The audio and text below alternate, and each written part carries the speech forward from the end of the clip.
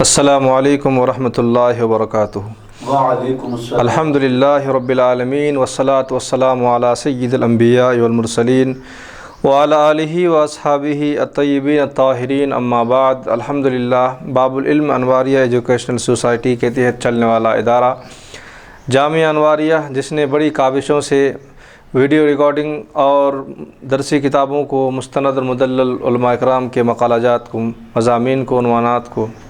مشتمل حدیث اور قرآن کو ویڈیو ریکارڈنگ کے ذریعے ساری دنیا تک پہنچانے کے سعی کی، اللہ ان کی سعی کو، کاوشوں کو قبول فرمائے۔ اسی سلسلے کو برقرار رکھتے ہوئے درس جلالین ہم نے شروع کی اور نشست بنشست اس کے درس جاری و ساری ہیں۔ تو بیاد حضرت خواجہ سید شاہ صدیق حسینی صاحب کی طرف المعروف خواجہ محبوب اللہ علیہ رحمہ کی طرف ہم اس درس کی نسبت کر رہے ہیں۔ اللہ ان کے فیضان کو جاری و ساری عطا فرمائے اور ان کی درجات میں بلندی عطا فرمائے، آمین بجاہ سید المرسلین۔ تو یہ سورہ طٰہٰ کا درس ہمارا چل رہا ہے۔ اعوذ باللہ من الشیطان الرجیم، بسم اللہ الرحمن الرحیم۔ وَيَسْأَلُونَكَ عَنِ الْجِبَالِ فَقُلْ يَنسِفُهَا رَبِّي نَسْفًا فَيَذَرُهَا قَاعًا صَفْصَفًا۔ اے نبی کریم صلی اللہ علیہ وسلم، یہ لوگ آپ سے پوچھتے ہیں، سوال کرتے ہیں ان پہاڑوں کے بارے میں، کیف تکون یوم القیامت، کہ قیامت کے دن ان پہاڑوں کا کیا ہوگا، کیا بنے گا، کیا حشر ہوگا۔ تو فقل لہم، آپ ان سے فرما دیجئے کہ ینسفھا ربی نسفا، کہ میرا رب اس کو ریزہ ریزہ کر دے گا، ذرہ ذرہ ذرات میں بدل دے گا۔ اس آیت مبارکہ کا شان نزول یہ ہے کہ مکہ کے مشرکین نبی کریم صلی اللہ علیہ وسلم کی دعوت پر استہزاء اور مذاق کرتے ہوئے، مذاق اڑاتے ہوئے وہ پوچھتے تھے کہ قیامت کے دن ان پہاڑوں کا کیا ہوگا، جو اتنے اونچے اونچے پہاڑ مکے کے چاروں طرف تھے۔ تو اللہ تعالیٰ قیامت کے دن پہاڑوں کو کیا کرے گا؟ تو ان کے ان سوالات کی وجہ سے اللہ تعالیٰ نے یہ آیت مقدسہ کو نازل فرمائی۔ تو اس میں اندر یہ بات پیغام بھی ہے کہ ساری دنیا کے مومنین کے لیے بھی پیغام ہے۔ اللہ اپنے ان پہاڑوں کے ساتھ جو حشر فرمائے گا، جو معاملہ فرمائے گا، اس کا بھی ذکر ہے یہاں پر، اور اس آیت مبارکہ میں کفار کے جو مذاق ہے اس کی بھی تردید کی گئی یہاں پر۔ تو بہرحال کفار نے اعتراضات کیے کہ ان پہاڑوں کا کیا ہوگا، تو اللہ تعالیٰ نے اپنے نبی صلی اللہ علیہ وسلم کو ان کے سوالات کے جواب عطا کرنے کے لیے نزول قرآن کو نازل فرمایا۔ قرآن کے آیتوں سے ان کی رد کی گئی اور ان کے جو مذاق تھے، ان کے مذاق کو جو ہے باطل قرار دیا گیا، اور جو حقانیت اور سچائی ہے اللہ تعالیٰ نے اس کو یہاں پر اجاگر فرمایا کہ صحیح اور حقیقی معاملہ کیا ہے وہ اللہ تعالیٰ فرما رہا ہے کہ فقل ینسفھا ربی نسفا، کہ آپ فرما دیجئے ان سے، ان اعتراض کرنے والوں سے، کفار مکہ سے، کہ میرا رب وہ ہے کہ جو ینسفھا ربی نسفا، میرا رب اس کو ریزہ ریزہ کر دے گا، ذرہ ذرہ کر دے گا، جس طرح سے ریت ہوتے ہیں، ریت کے مانند ان پہاڑوں کو کر دے گا۔ یفتتھا کررمل السائل، اللہ تعالیٰ اس کو اس قدر چورا چورا کرے گا جس طرح سے بہنے والا ریت ہے۔ جس طرح سے ریت جو ہے معمولی جھونکے سے یا معمولی پانی کے بہاؤ سے یا ہواؤں کے دباؤ سے جو ہے ریت آگے بڑھتا ہے اور وہ بڑھتا چلا جاتا ہے، بس اسی کے مثل جو ہے یہ پہاڑ اس قدر باریک ہوں گے، اس قدر آٹے کی طرح ہوں گے، اس قدر ریت کی طرح ہوں گے کہ یہ بھی جو ہے ہواؤں میں بہنے کے قابل ہو جائے گا۔ پھر اس کے بعد جب یہ تمام جب ریت بن جائیں گے تو اللہ تبارک و تعالیٰ فرما رہا ہے ثم یطیرھا بالریاح، اللہ تعالیٰ اپنے قدرت کاملہ سے ان تمام پہاڑوں کو ہواؤں میں اس قدر بکھیر دے گا کہ ہواؤں میں جا کر ختم، اور اس کے وجود اس کا باقی نہیں رہے گا۔ فیذرھا قاعًا صفصفا، پھر اللہ تعالیٰ فرما رہا ہے کہ اس زمین کو اللہ اس قدر ہموار کر دے گا کہ بالکل چٹیل میدان بن جائے گا۔ فیذرھا قاعًا، یہ ایک بالکل چٹیل زمین اور چٹیل میدان ہوگا۔ صفصفا کہ مستویاً، کہ چٹیل ہوگا اور اس قدر برابر ہوں کہ لا تری فیہا عوجا، کہ برابری ہونے میں، پلین ہونے میں اس قدر جو ہے یہاں پلین ہونے میں کوئی اس قدر مبالغہ ہے کہ لا تری فیہا عوجا، کہ نہ آپ اس کے اندر کوئی جو ہے گڑھا دیکھیں گے، ولا امتا، نہ اس کے اندر کوئی آپ ٹیلا دیکھیں گے۔ یعنی قیامت کے دن اللہ تبارک و تعالیٰ ان پہاڑوں کو ہٹا کر اس قدر زمین کو برابر کر دے گا کہ نہ اس کے اندر کچھ گڑھے ہوں گے، نہ اس کے اندر کچھ ٹیلے ہوں گے۔ جیسا کہ ہم اور آپ ابھی اس وقت دیکھتے ہیں کہ بعض زمین جو ہے نیچے کی طرف ہے، بعض زمین اونچائی کی طرف ہے، بعض مقامات پہ گڑھے ہیں، بعض مقامات پہ ٹیلے ہیں، اونچے ہیں، چھوٹے پہاڑ، بڑے پہاڑ ہیں، اور اسی طرح سے چھوٹے گڑھے ہیں، بڑے گڑھے ہیں، خود دنیا کا نقشہ دیکھ لیں تو بعض مقامات اونچائی کی طرف ہے، بعض نیچے کی طرف ہے۔ تو یہ تمام چیزیں ہم اب دیکھ رہے ہیں، مشاہدہ کر رہے ہیں، لیکن میدان محشر اور قیامت کے دن یہ سب اس کا برعکس ہوگا کہ یہ زمین نہ تو اس زمین میں نہ تو کوئی اونچی جگہ ہوگی نہ تو کوئی نیچی جگہ ہوگی، بالکل قاعن صفصفا کے معنی ہے کہ وہ بالکل برابری ہے اور بالکل چٹیل میدان ہے۔ پھر اس کے بعد اللہ تعالیٰ نے فرمایا لا ترى فیہا عوجا ولا امتا، نہ اس کے اندر آپ نے کو کچھ نچلا حصہ، نہ کچھ نشیب دیکھنا ہے، نہ اس میں کچھ فراز دیکھنا ہے، نہ نشیب و فراز ہے، نہ ٹیلے ہیں، نہ گڑھے ہیں، نہ اونچائی ہے، نہ نیچائی ہے، بالکل ہموار میدان ہے کہ اس قدر ہموار میدان ہے کہ ایک آدمی کی تا حد نظر وہ دیکھے گا تو صرف اور صرف اس کو ہموار زمین ہی نظر آئے۔ تو رب تعالیٰ نے فرمایا کہ ارتفاع، نہ اس کے اندر کوئی بلندی ہے۔ پھر اس کے بعد کہا جا رہا ہے کہ یومئذ یتبعون الداعیہ، کہ اس دن قیامت کے دن یومئذ نصفت الجبال، کہ جس دن جب پہاڑوں کو ریزہ ریزہ ٹکڑے ٹکڑے کر دیا جائے گا، یتبعون الداعی، کہ تمام کے تمام لوگ اپنے اپنے قبروں سے اٹھنے کے بعد، الناس بعد القیام من القبور، قبروں سے تمام لوگ اٹھنے کے بعد، دوبارہ زندہ ہونے کے بعد، یہ سب کے سب ایک بلانے والے کی اتباع کریں گے، بلانے والے کے در پہ، بلانے والے کے پیچھے چلیں گے، الی المحشر، میدان محشر کی طرف، بصوت ہی، جو اپنی آواز سے وہ کہیں گے، حضرت اسرافیل علیہ السلام ہیں، وہ اسرافیل یقول ہلم الی ارض الرحمن، حضرت اسرافیل تمام لوگوں سے کہیں گے جب وہ لوگ اپنے اپنے قبروں سے، جب اپنے قبروں سے زندہ ہو کر باہر نکلیں گے، زمین کی طرف نکلیں گے، تو حضرت اسرافیل فرمائیں گے ہلم الی ارض الرحمن، کہ تم سب کے سب چلو اللہ کی بارگاہ کی طرف، رحمان کے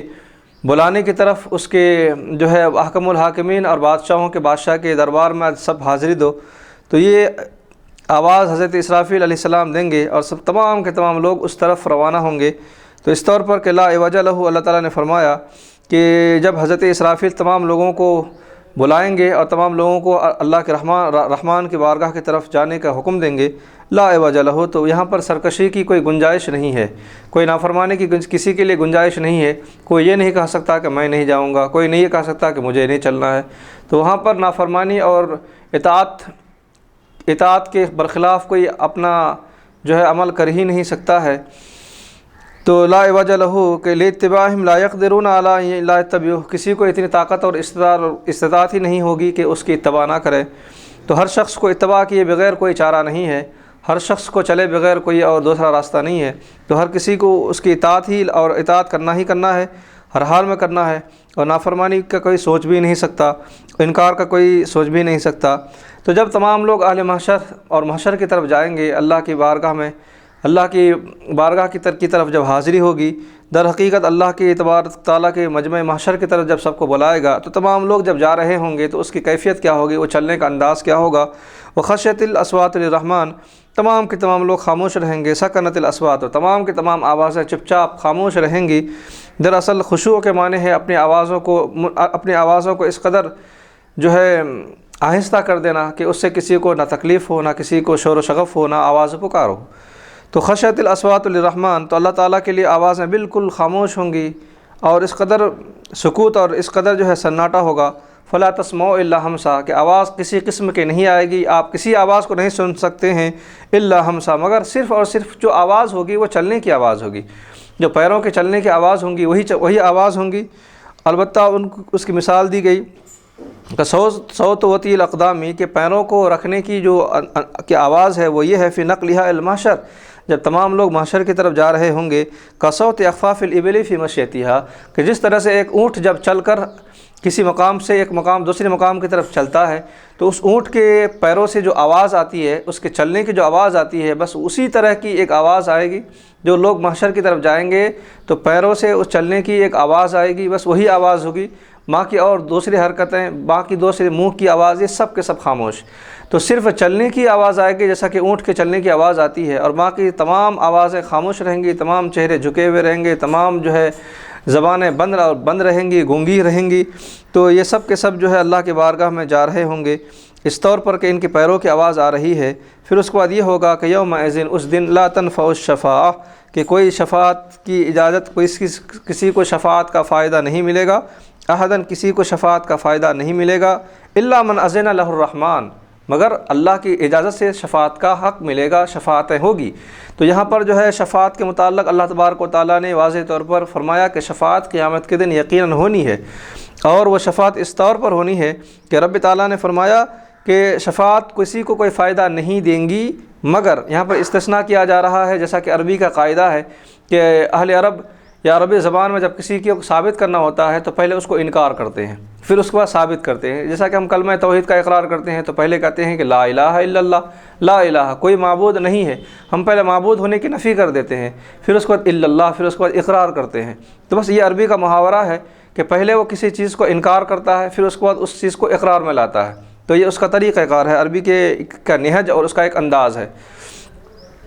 تو اسی طرح سے یہاں پر کہا جا رہا ہے کہ لا تنفع الشفاعہ، قیامت کے دن کوئی شفاعتیں قائم نہیں فائدہ دیں گی، الا من اذن له الرحمن، مگر رحمان جس کو اجازت دے دے، اللہ تبارک و تعالیٰ اللہ تبارک و تعالیء جس بندے کو اجازت دے گے ان یشفع لہ، تو اس کے لیے شفاعتیں ہوگی۔ تو مطلق یہ ہے کہ شفاعت کے متعلق چند باتیں ذہن میں رکھ لیں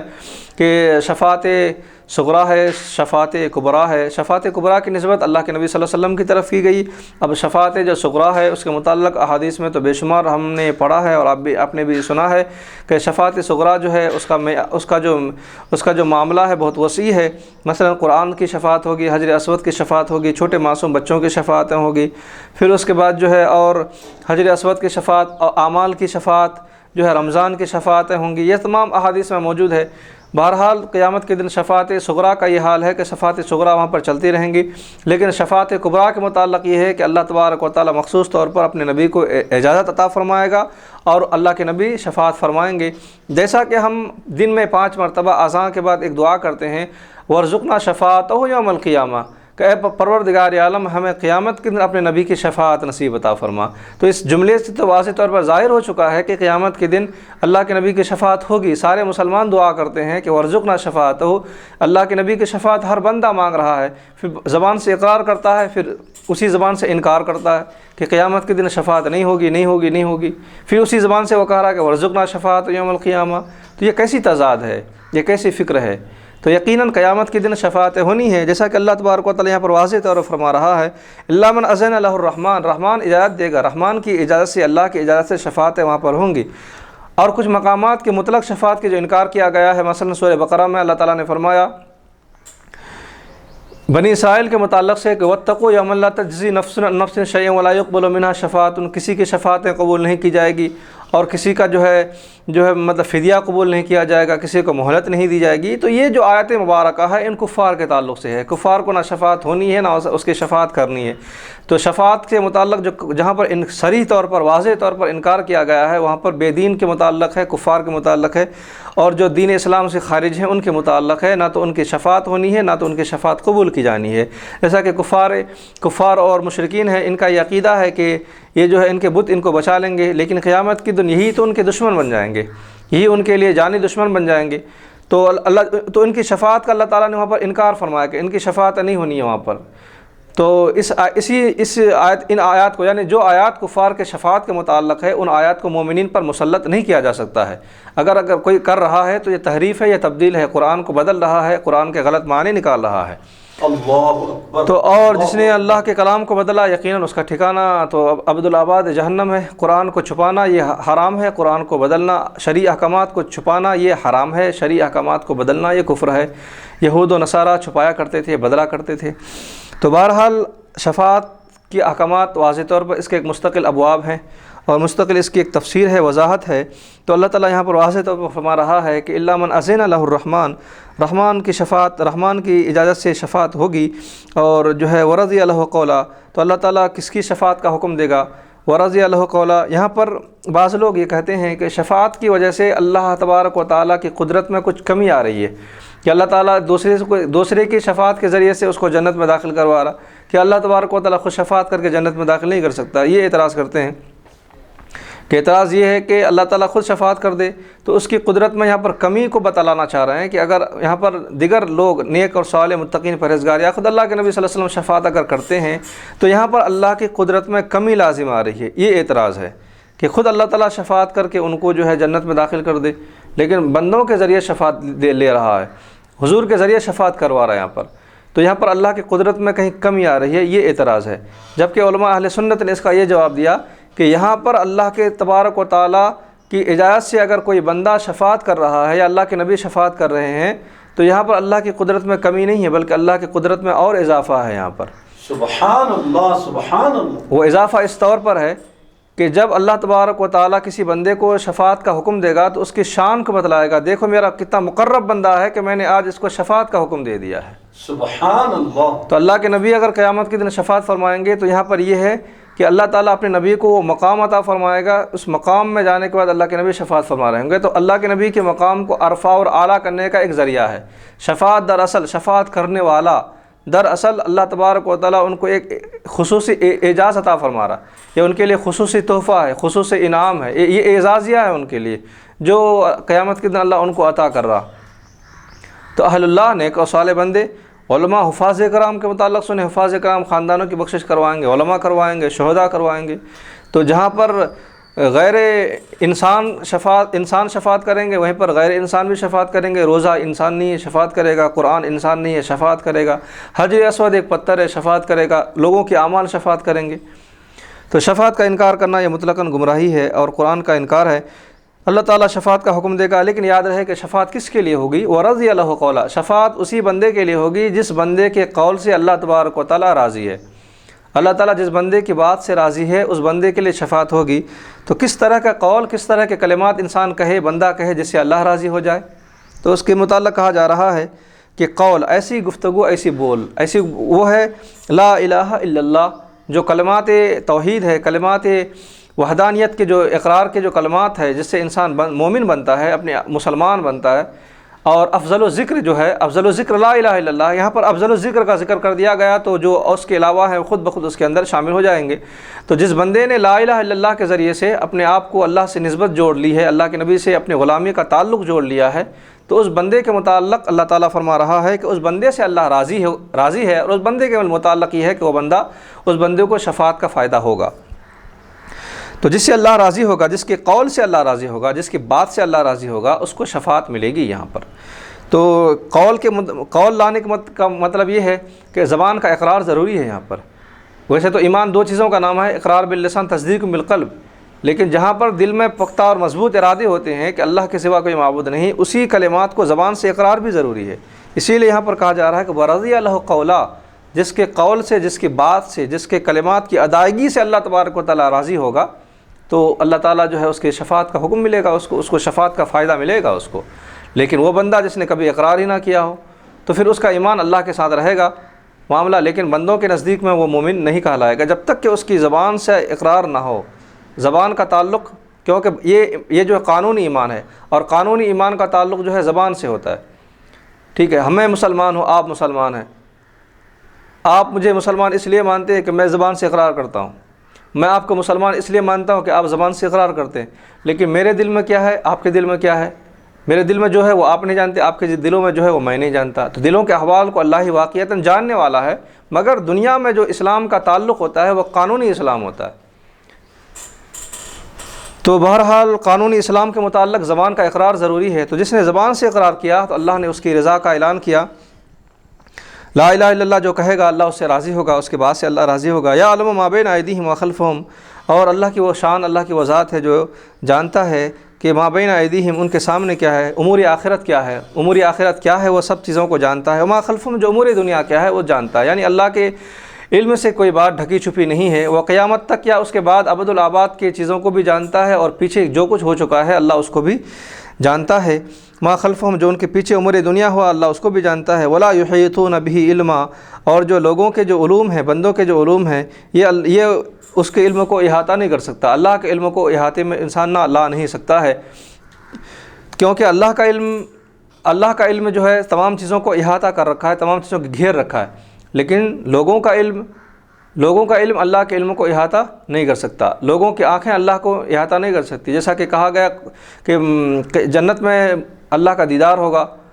تو کیا اللہ تعالیٰ کو لوگ اپنی آنکھوں سے دیکھیں گے؟ تو یہ کہا گیا وہاں پر کہ وہ ایک نور ہے، روشنی ہے، وہ دیکھیں گے جس طرح اللہ چاہے گا، مگر زبان سے لا تدرک الابصار کہ نگاہیں اس کو گھیر نہیں سکتی ہے، علم اس کو احاطہ نہیں کر سکتی۔ تو وہ ایک ایسی طاقت ہے، وہ ایک ایسی ذات ہے جس کے سوچنے کے متعلق، جس کو صحیح طور پر ذہن میں لانے کے متعلق انسان کے عقل میں اتنی وسعت اور طاقت نہیں ہے کہ اپنے رب کو وہ محسوس کر سکے، اپنے رب کا تصور جما سکے، یا اپنے رب کے متعلق کوئی ایک فیصلہ کر سکے۔ لیسا کمثلہ شیء، وہ تو کسی چیز کے مثل ہے ہی نہیں، پھر کیسے اس کو تصور میں لایا جائے؟ بہرحال ایک خیال ہے، ایک تصور اس طور پر ہے کہ اللہ کی ذات ہے، وہ ماننا ہے اسے۔ اب یہ ایمان کے درجے میں ہوگا، جس کا ایمان جس درجے میں ہوگا اس کا تصور اسی طرح سے ہوگا، لیکن شے کی طرح، چیز کی طرح یہ خیالات نہیں لا سکتے ہیں۔ تو اللہ تعالیٰ فرما رہا ہے وَلَا يُحِيطُونَ بِهِ علما، بندوں کا علم اللہ کے علم کو گھیر نہیں سکتا، لَا يَعْلَمُونَ ذَلِكَ، اس کے معاملات کو یا پھر جو ہے اس کے علم تک نہیں پہنچ سکتا۔ اور کہا جا رہا ہے وَعَانَتِ الْوُجُوهُ، اور میدان محشر کا منظر پیش کیا جا رہا ہے، اور منظر کشی اس طور پر کی جا رہی ہے کہ وَعَانَتِ الْوُجُوهُ، کہ جو ہے انسان کی چہرے جو ہے وہ جھکے ہوئے ہوں گے، وہ خضعت عاجزی اور انکساری کے ساتھ جھکے ہوئے رہیں گے، للحی القیوم، کس کے لیے؟ جو ہمیشہ زندہ ہے، ہمیشہ باقی رہنے والے ذات ہے۔ تو حی قیوم کی بارگاہ میں یعنی اللہ کے سامنے تمام کے گردنیں جھکی ہوئی رہیں گی۔ وقد خاب من حمل ظلم، اور وہی شخص نقصان اٹھائے گا، اور وہ شخص نقصان میں ہوگا من حمل ظلم، جس نے ظلم کو اٹھایا ہے، جس نے ظلم کیا ہے، جس نے ظلم کا راستہ اختیار کیا ہے، وہ خوابہ اور خسران ہوگا، یعنی انتہائی نقصان اور انتہائی جو ہے وہ شخص جو ہے بے فائدہ میں جائے گا، اور وہ شخص نقصان کے دہانے تک اور گڑھے تک، تباہی کے گڑھے تک پہنچے گا، وہ شخص جس نے ظلم کو اپنایا، جس نے ظلم کو اٹھایا۔ اور ظلم کی تعبیر صاحب جلالین فرما رہے ہیں کہ ظلم سے مراد یہاں پر شرک ہے۔ ظلم تو ظلم ہی ہے، مگر ظلم کا جو سب سے اعلیٰ، ظلم کے جو سب سے اعلیٰ ہے، اعلیٰ شے ہے، ظلم کا جو سب سے انتہائی جو ہے وہ شرک ہے، وہ اس کے بعد جو ہے اور بھی بہت ساری چیزیں آتی ہیں، وہ ظلم ہے۔ تو ظلم کے اعلیٰ انتہا کو بیان کیا گیا کہ جس نے ظلم کی انتہا کو پہنچا وہ شرک ہے، اور وہ ایسا بندہ اللہ کے پاس بہت ہی نقصان اور خسران میں رہے گا۔ اس کے بعد پھر اللہ تبارک و تعالیٰ ان کے بعد مومنین کا ذکر فرما رہا ہے، کیونکہ ہر چیز اس کے ضد سے پہچانی جاتی ہے۔ جہاں کفر کا تذکرہ ہوتا ہے فوری بعد ایمان کا تذکرہ ہوتا ہے، جہاں پر سزاؤں کا ذکر ہوتا ہے وہیں پر معافی کا ذکر ہوتا ہے، جہاں اللہ کے عذابوں کا ذکر ہوتا ہے وہیں اللہ کی رحمتوں کا ذکر ہوتا ہے، جہاں جہنم کا ذکر ہوتا ہے اس کے فوراً بعد اللہ تعالیٰ جنت کا ذکر فرماتا ہے۔ تو یہ اللہ تعالیٰ کا یہ طریقہ ہے کہ جہاں بھی وہ سختی کا ذکر فرماتا ہے پھر اس کے بعد نرمی کا ذکر فرماتا ہے۔ تو یہاں پر کفر کا تذکرہ ہوا اور کفار کے احوال پیش کیے گئے، پھر اس کے بعد مومنین کا تذکرہ ہو رہا ہے، اور اہل ایمان اور اطاعت اور فرما بردار بندوں کے احوال پیش کیے جا رہے ہیں۔ وَمَن يَعْمَلْ مِنَ الصَّالِحَاتِ، اور جو کوئی بندہ مومن جو بندہ عمل کرے گا من الصالحات، اچھے اعمال پیش کرے گا، نیک اور صالح اطاعت اور فرما برداری کے کام انجام دے گا، وہ مومن، اس حال میں کہ وہ مومن ہو۔ تو عمل صالح کا تعلق ایمان سے ہے۔ اگر کوئی بندہ مومن ایمان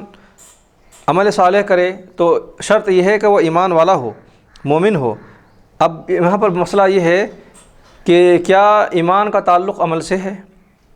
کیا ایمان کا تعلق عمل سے لازم ہے؟ کیا ایک بندہ اگر مومن ہے، مسلمان ہے، کلمہ پڑھتا ہے، تو کیا اس کے لیے عمل مطلب اس کے ایمان کی برقراری کے لیے کیا عمل ضروری ہے؟ کیا اس کے بغیر وہ مومن نہیں ہے؟ تو یہاں پر ایک پیچیدہ مسئلہ ہے، اس کے متعلق دو جماعت ہے، ایک ہے امام اعظم رحمۃ اللہ علیہ اور ایک امام بخاری رحمۃ اللہ علیہ۔ امام اعظم رحمۃ اللہ علیہ کہہ رہے ہیں کہ ایمان ایک الگ شعبہ ہے اور عمل ایک الگ شعبہ ہے۔ ایمان اور عمل اگرچہ کہ ایک دوسرے کے لازم اور منظوم ہے، لیکن یہ نہیں ہو سکتا کوئی بندہ اگر گناہ یا پھر کوئی بندہ اطاعت نہیں کرتا ہے تو کیا وہ اسلام سے خارج ہے؟ مثلا اس طرح کی جماعتیں ہیں جو فرقہ جبریہ ہے، قدریہ ہے، ان کے عقیدہ ہے یہ کہ بندہ انسان جو ہے اگر گناہ کبیرہ کا مرتکب ہو تو ایمان سے خارج ہو جاتا ہے۔ یہ اس پر بحثیں ہوئی ہے۔ بعض وہ ہے کہ ایمان لانے کے بعد اگر کچھ بھی کرے گا تو اس کے ایمان پہ کوئی فرق نہیں پڑے گا۔ تو اس طرح کی جو بحثیں ہوئی ہے تو اس کے اندر امام اعظم رحمۃ اللہ علیہ نے کی جو اصول ہے وہ یہ ہے کہ ایمان اور عمل کا شعبہ الگ الگ ہے۔ اگر کوئی بندہ ایمان لایا ہے مگر اگر وہ عمل نہیں ہے تو اس کے بد عملی کی وجہ سے اس کا ایمان میں کچھ خرابی لازم نہیں ہوتی، یعنی وہ ایمان سے خارج نہیں ہوگا، وہ کافر نہیں ہوگا، وہ مشرک نہیں ہوگا۔ البتہ یہ لازم ہے، ضروری ہے، یہ الگ مسئلہ ہے، مگر اطاعت نہ ہونے کی وجہ سے خارج اسلام تصور کیا جائے گا تو نہیں کیا جائے گا۔ یہ امام اعظم کا مسلک ہے۔ اور جبکہ امام بخاری رحمۃ اللہ علیہ فرما رہے ہیں کہ ایمان اور عمل دونوں لازم و ملزوم ہیں۔ اگر بندے ایمان لانے کے بعد عمل صالح نہیں ہے تو پھر وہ ایمان سے خارج ہے۔ ایمان یعنی عمل کا ताल्लुक़ ईमान से है, लाजमी तौर पर है, अगर अमल ना हो तो ईमान से खारिज है। और इमाम बुखारी का इस्तदलाल वो है कि अल्लाह के नबी ने फरमाया कि जब बंदा ज़िना करता है तो मोमिन नहीं रहता, तो इसका मतलब यह है कि ज़िना के वक़्त उसका ईमान खारिज हो गया। जब बंदा चोरी करता है तो वो मोमिन नहीं रहता, तो इसका मतलब यह है कि ईमान का ताल्लुक़ अमल से है, एक अमल की वजह से उसका ईमान निकल रहा है। जब बंदा झूठ बोलता है तो उसका ईमान हट जाता है। तो यहाँ पर यह ज़ाहिर हुआ कि ईमान का ताल्लुक़ अमल से है। तो इमाम बुखारी का नुक्ता नज़र जो है वो इस तौर पर है, इमाम आज़म का जो नुक्ता नज़र है वो अलग है। इमाम आज़म का जो नुक्ता नज़र है वो कानूनी ईमान की बात कर रहे हैं, वो कानूनी ईमान है। वो एक बंदा अपनी ज़बान से कलमा तौहीद का इकरार किया, वो मोमिन है। अगर वो मरेगा तो उसको तदफीन भी किया जाएगा, उसके जनाजे ही पढ़ी जाएगी, मुसलमानों के कब्रिस्तान में उसको ले जाया जाएगा, सब कुछ किया जाएगा उसके साथ, ठीक है। अलबत्ता अब अमल का जो मामला है वो अमल का मामला उसके साथ है, अल्लाह ताला उसको माफ़ कर दे, सज़ा दे, अज़ाब दे वगैरह, ये उसका मामला है। लेकिन हम बहैसियत मोमिन जो हमारा हक़ बनेगा ईमान लाने के बाद, उसके ऊपर लाजमी है कि हम उसके साथ मोमिन जैसा बर्ताव करें। तो बहरहाल खारिज इस्लाम वो बंदा नहीं होगा, ये अहले सुन्नत वल जमात का अक़ीदा है। जबकि दिगर जमात वाले मसलन जो फ़िरक़े क़दरिया हैं, फ़िरक़े जबरिया हैं और फ़िरक़े मुअतज़िला वगैरह हैं, इन लोगों ने इसके मुताल्लिक़ जो बहसें की वो अलग अलग तरीक़े से बहसें की। बाज़ों ने कहा कि कोई अगर इस्लाम लाने के बाद अगर कोई गुनाह कबीरा करता है, मतलब नमाज़ नहीं पढ़ता है, तो इस्लाम से खारिज है। और ये तमाम वो फ़िरक़े हैं जो गुमराह हैं। अहले सुन्नत वल जमात ने इन तमाम फ़िरक़ों को गुमराह कहें। एक ऐसी जमात है जिसने ये कहा है कि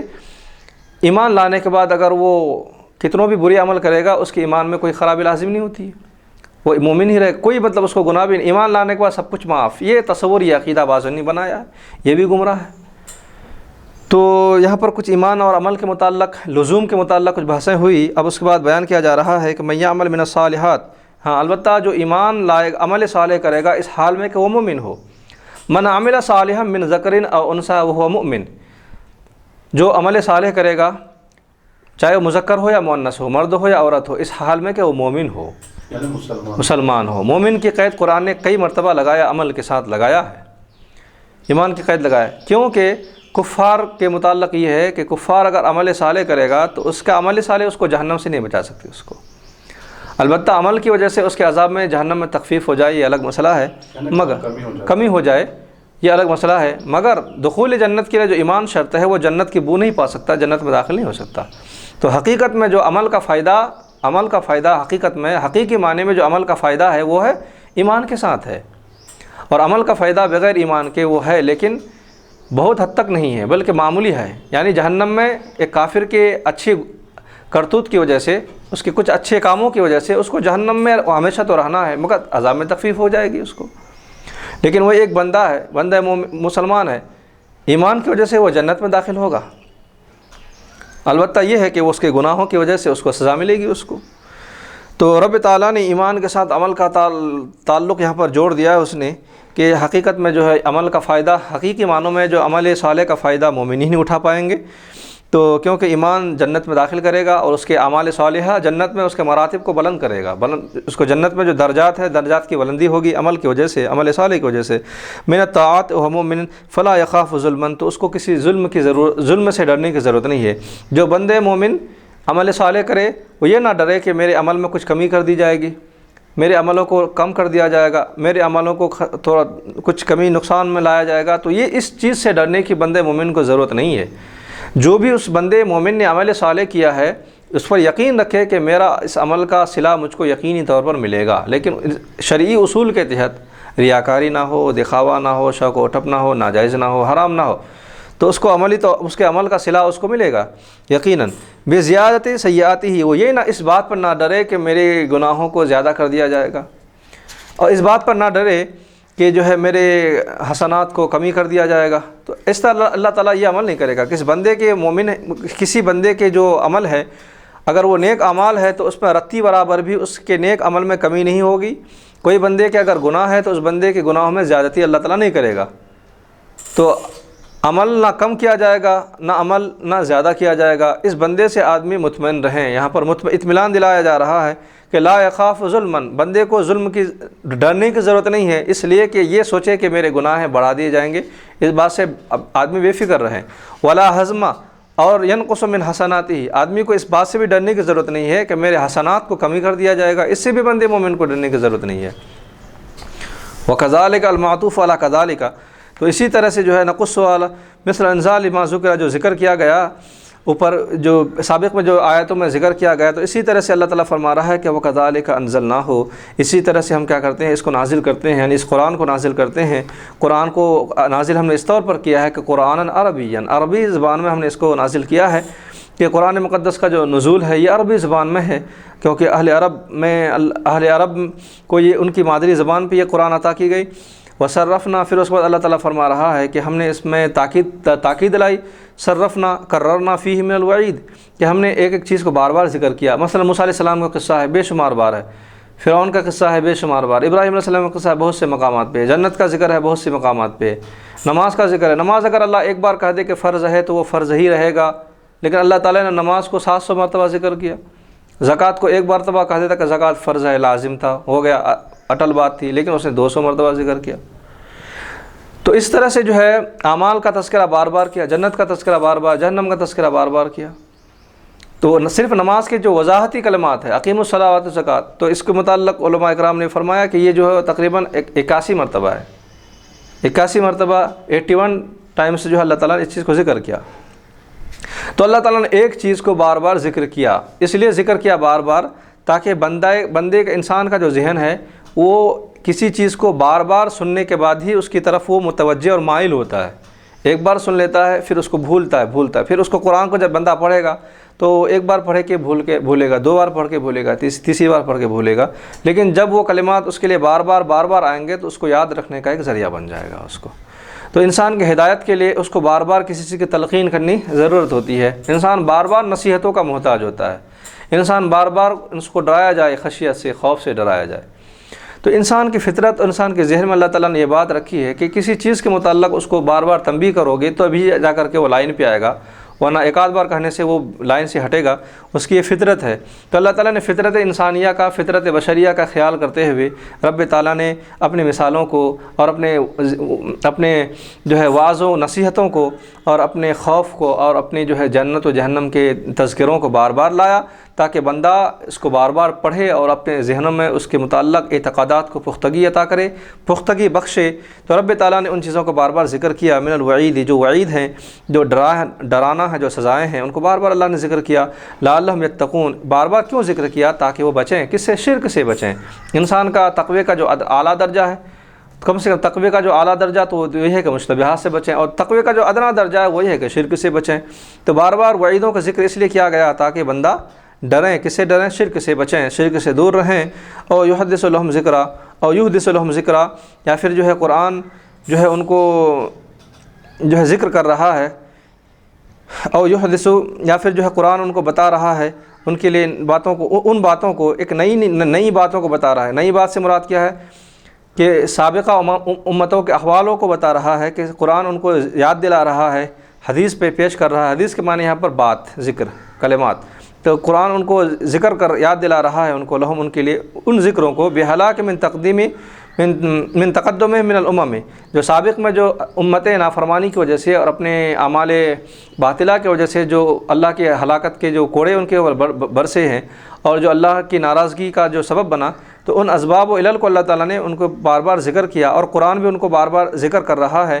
تاکہ وہ فیعتبرون، تاکہ وہ لوگ عبرت حاصل کر سکیں، تاکہ لوگوں کو عبرت ہو۔ فتعال اللہ الملک الحق، تو اللہ کی وہ ذات ہے جو بلند و بالا ہے، ملک و بادشاہ ہے اور حق ہے۔ اما یقول المشرکون، جو بھی یہ مشرکین کہتے ہیں اللہ اس سے بلند و بالا ہے، اللہ اس سے افضل اور اعلیٰ ہے۔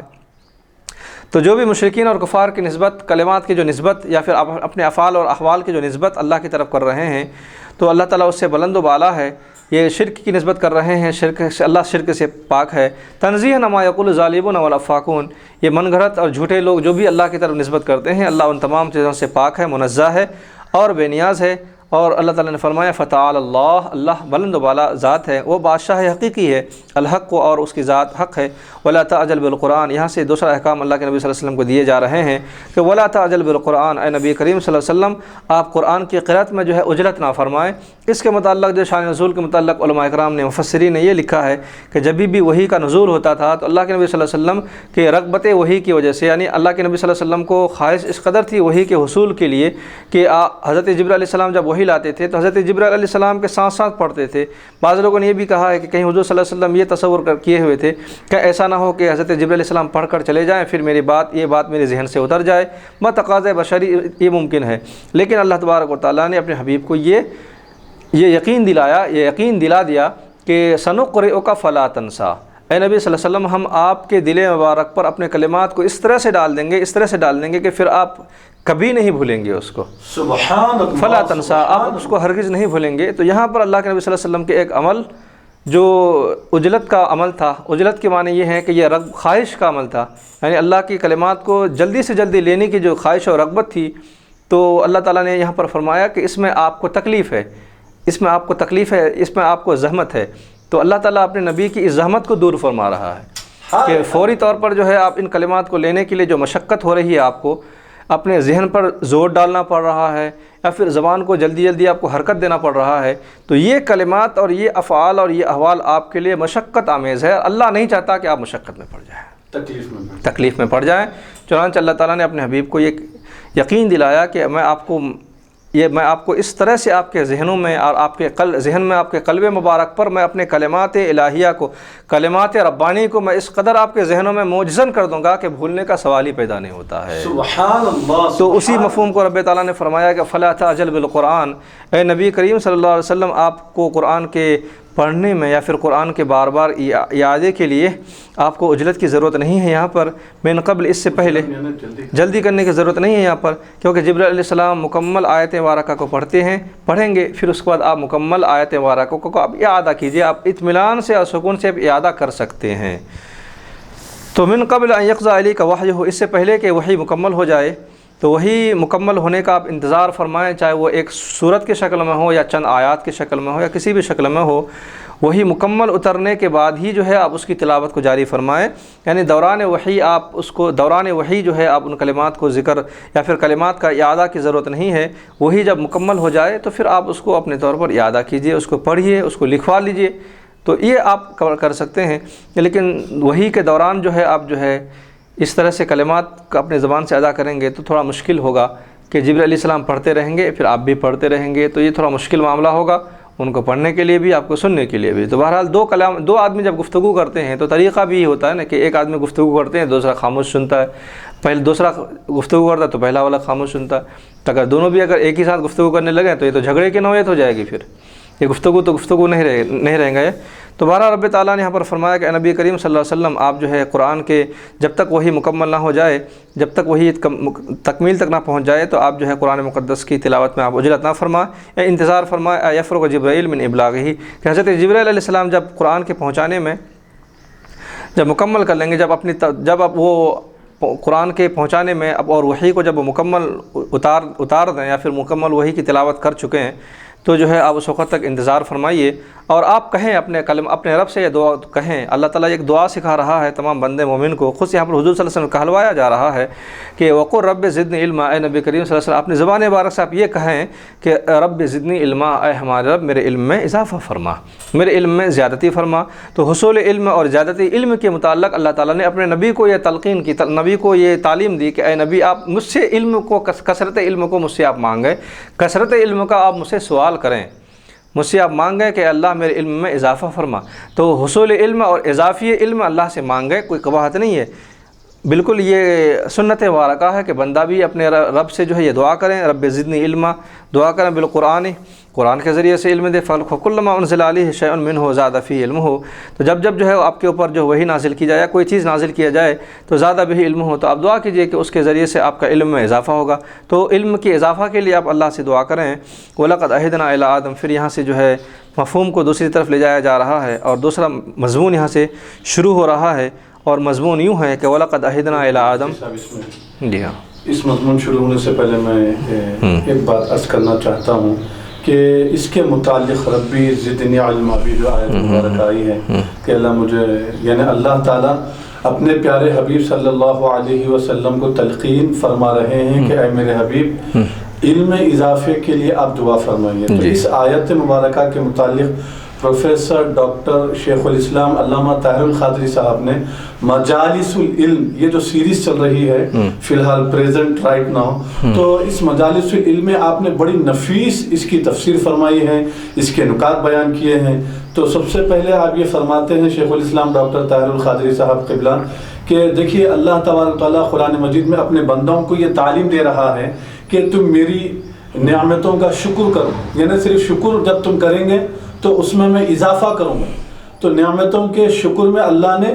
اضافے کی ضمانت دی ہے اور اضافے کا وعدہ فرمایا ہے، اور جو ناشکری کرتے ہیں تو ان کے لیے عذاب کی بھی وعید ہے، سزا جو ہے کا ذکر کیا گیا، اللہ ان سے ناراض ہو جائے گا۔ اور تو پھر اس کے بعد جو ہے وہ فرماتے ہیں شیخ الاسلام کہ اب یہاں پر اللہ تبارک و تعالیٰ اپنے پیارے نبی، اپنے محبوب حضور صلی اللہ علیہ وسلم سے مخاطب ہو کے فرماتا ہے کہ اے میرے پیارے، یعنی دوسرے جو چیزیں ہیں وہ شکر کے ادا کرنے سے نعمتوں میں اضافہ ہوتا ہے، وہ تو ہے، لیکن علم ایک ایسی چیز ہے کہ یہ صرف شکر کرنے سے اس میں اضافہ نہیں ہوتا، بلکہ اپنے علم اضافے کے لیے آپ دعا کیجئے فرمایا۔ بے شک۔ تو یہ علم ایک ایسی چیز ہے جو صرف دعا کرنے سے ہی اللہ تبارک و تعالیٰ مزید اس میں اضافہ فرماتا ہے۔ تو اس کی بڑی بہترین آپ نے تشریح فرمائی ہے، منعون لفظ بلفظ تو میں بولنا مشکل ہے، لیکن اس کی اور اچھی وضاحت انہوں نے کی ہے، بس میں مختصر سا بے شک بے شک۔ دیگر نعمتوں کے متعلق اللہ تعالیٰ فرما رہا ہے قرآن مقدس میں لئن شکرتم لازیدنکم، اے میرے بندو اگر تم شکر کرو گے تو میں تمہیں نعمتوں میں اضافہ کر دوں گا۔ لیکن علم ایک ایسی نعمت ہے جس کے متعلق اللہ تعالیٰ نے خصوصی طور پر فرمایا کہ یہ بھی نعمت ہے، مگر اللہ سے دعا کرو اضافہ کے متعلق۔ اور یہاں پر خود نبی کریم صلی اللہ علیہ وسلم کو سکھلایا جا رہا ہے کہ آپ یہ کہیں کہ میرے علم میں اضافہ فرما، حالانکہ اللہ تعالیٰ نے اپنے نبی کے علم کے متعلق فرمایا کہ وَعَلَّمَكَ مَا لَمْ تَكُنْ تَعْلَمْ وَكَانَ فَضْلُ اللَّهِ عَلَيْكَ عَظِيمًا۔ اے نبی صلی اللہ علیہ وسلم، آپ جو چیز نہیں جانتے تھے اللہ نے آپ کو تمام چیزوں کا علم دے دیا، رہتی دنیا تک، قیامت تک، جنتوں تک، سب کچھ، ہر چیز اللہ تعالیٰ نے آپ کو بتا دیا۔ وَعَلَّمَكَ مَا لَمْ تَكُنْ، جن چیزوں کا علم آپ کو نہیں تھا ان تمام چیزوں کا علم اللہ تعالیٰ نے آپ کو عطا فرما دیا۔ اگر فرق ہے تو یہ ہے کہ اللہ کا علم ہے تو وہ لامحدود ہے، حضور کا علم جو ہے وہ محدود ہے۔ خالق اور مخلوق کے علم میں بس یہی فرق ہے، رہ جاتا ہے کہ اللہ کا علم کو احاطے میں نہیں لایا جا سکتا، ولا یحیطون بہ علما، لیکن اللہ نے اپنے نبی کو جو وسعت علم عطا کیا ہے، ہم امت اور عام بندے اس علم کی گہرائی تک اور اس علم کے تہ تک نہیں پہنچ سکتے ہیں۔ بس یہ ہمیں ایمان لانا ہے کہ اللہ تعالیٰ نے اپنے نبی کو وہ سب کچھ دیا جو اللہ کے نبی صلی اللہ علیہ وسلم کو نہیں معلوم تھا، نہیں جانتے تھے، تو تمام چیزوں کا علم اللہ تعالیٰ نے اپنے نبی کو عطا کر دی۔ پھر یہاں پر بندوں کی تعلیم کے لیے بھی ہاں دراصل جو ہے یہاں پر وہاں تو اللہ تعالیٰ نے اپنے نبی کو ایک اس کے طور پر فضل کے طور پر فرمایا وَكَانَ فَضْلُ اللَّهِ عَلَيْكَ عَظِيمًا، یہ آپ پر اللہ کا خصوصی فضل ہے کہ آپ کو اللہ نے تمام چیزوں کا علم عطا فرما دیا۔ اب یہاں پر جو ہے بندوں کے متعلق یہ کہا جا رہا ہے کہ علم ایک اللہ کی ایک صفت ہے جس کی بنیاد پر انسان مقام اعلیٰ کی طرف گامزن ہوتا ہے۔ انسان کی فضیلت اور اشرفیت کی ایک جو بنیاد ہے وہ علم ہے۔ انسان علم کی بنیاد پر جانوروں سے ممتاز ہوتا ہے، دیگر قوموں سے ممتاز ہوتا ہے۔ تو علم انسان کے ترقی کا ذریعہ ہے، انسان کے ممتاز ہونے کا بڑھ جاتا ہے۔ انسان اور جانوروں میں جو تفاوت فرق ہے علم کی بنیاد پر ہے کہ انسان عالم ہوتا ہے۔ تو علم اللہ کی ایک صفت ہے، وہ اپنی صفت کو عطا کر رہا ہے، بندہ انسان اللہ کی اس صفت کو حاصل کر رہا ہوتا ہے۔ تو یہ جو انسان کی سربلندی کا ذریعہ ہے، جو انسان کے دنیا میں ترقی کا ذریعہ ہے، جو انسان کے آگے بڑھنے کا ذریعہ ہے، چاہے کسی بھی اعتبار سے ہو، چاہے ملکی سطح پر ہو، قومی سطح پر ہو، بین الاقوامی سطح پر ہو، کسی بھی سطح پر ہو، انسان کے ترقی کا ذریعہ۔ آج بھی دیکھیں گے کہ جن ممالک میں علم زیادہ ہے وہ ممالک جو ہے ترقی یافتہ ہے دنیاوی اعتبار سے، تو یا پھر جو ہے دینی اعتبار سے ترقی، دینی علوم ہے تو بھی بہرحال علم اللہ کی ایک صفت ہے،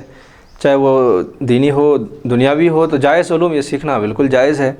تو وہ ایک انسان کی ترقی کا اور آگے بڑھنے کا ایک ذریعہ ہے۔ تو اللہ تعالیٰ یہاں پر فرما رہا ہے کہ اے انسان، جو تمہاری سربلندی کا ذریعہ ہے وہ علم ہے، اور اپنے سربلندی کے لیے تم کوشش بھی کرو اور مجھ سے مانگو، مجھ سے دعا بھی کرو۔ تو بندہ اللہ تعالیٰ انسان کو اپنے بندے کو سکھا رہا ہے کہ مجھ سے کثرت علم مانگو، میں یقیناً میں عطا کروں گا۔ تو یہ فضیلت علم ایک الگ باب ہے، اپنے کتاب کا بھی نام لیا، یقیناً لائق مطالعہ ہے، تو یقیناً جو ہے مزید اس کے اندر اور جو بحثیں ہوئی ہے اس کو مطالعہ میں لایا جا سکتا ہے۔ تو بہرحال اتنی باتیں یہاں پر ذہن میں رکھیں کہ اللہ اپنے بندوں کو یہ تعلیم دے رہا ہے کہ حصول علم جو ہے خصوصاً جو ہے مدارس اسلامیہ میں جو پڑھنے والے طلباء ہیں وہ تو محنت اور مشقت کرتے ہیں، دن رات محنت اور مشقت کرتے ہیں، پڑھتے ہیں، محنت کرتے ہیں، کتابیں مطالعہ کرتے ہیں، تو کیا وہ اللہ کے بارگاہ میں جو ہے ہاتھ اٹھا کر دعا بھی مانگتے ہیں کہ اللہ میرے علم میں اضافہ بھی فرما؟ تو جہاں پہ اتنی محنتیں اور کاوشیں کرتے ہیں، مطالعات کرتے ہیں، دن رات پڑھتے ہیں، وہیں اپنے قیمتی اوقات میں ایک وقت ایسے بھی نکالیں جب اللہ کی بارگاہ میں دست سوال دراز کر کے کہیں کہ اے اللہ میرے علم میں اضافہ فرما۔ تو جہاں وہ محنت مشقت کرتے ہیں وہیں دعا کا بھی حکم دیا گیا ہے، تو یہاں کی دعا کی فضیلت بھی آ رہی یہاں پر کہ دعا بندے کو کرنی چاہیے، دعا اللہ تعالیٰ عطا کرتا ہے، اللہ کی رحمتیں جو ہے ترمذی شریف کی حدیث ہے کہ میرے بندے مجھ سے مانگتے ہیں، ایسے وقت میں کچھ مخصوص اوقات ایسے ہوتے ہیں جب میری رحمتیں پکارتی ہے کہ میرے بندے مجھ سے مانگو، مجھ سے دعا کرو، میں تمہاری دعا کو قبول کروں گا، مجھ سے مغفرت مانگو، میں مغفرت کروں گا۔ تو اوقات متعینہ کچھ ایسے ہوتے ہیں جہاں پر اللہ کی رحمتیں وسعت والی ہو جاتی ہے، عام ہو جاتی ہیں، تو وہاں پر بندہ اگر اللہ سے مانگتا ہے، جو بھی مانگتا ہے، اپنے جائز مرادیں مانگے، خصوصاً علم مانگے، تو اللہ یقیناً اس کو عطا کرتا ہے۔ اب یہاں سے جو ہے حضرت آدم علیہ السلام کا واقعہ شروع ہو رہا ہے، وَلَقَدْ عَهِدْنَا إِلَىٰ آدَمَ مِن قَبْلُ، کہ اس سے پہلے کہ ہم نے آدم علیہ السلام سے ایک وعدہ لیا،